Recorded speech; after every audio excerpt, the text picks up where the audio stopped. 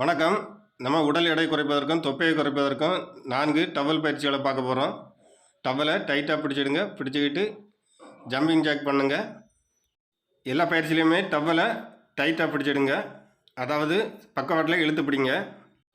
அடுத்தது பக்கவாட்டில் டவலை இழுத்து பிடிச்சிட்டு பக்கவாட்டிலே சாய்ங்க. எவ்வளோ முடியுமோ அவ்வளோ சாய்ங்க. அப்போ வயிற்றின் இடைப்பகுதி இழுக்கப்பட்டு நல்ல ஸ்ட்ரெச்சு கிடைக்கும். வயிற்றின் இடைப்பகுதி இழுக்கப்படும். இதனால் சைடு ஃபேட்டு குறையும். அடுத்தது லெக் ரைஸ் பண்ணுங்கள். இதுலேயும் நம்ம வயிற்று பகுதி இழுக்கப்படும்.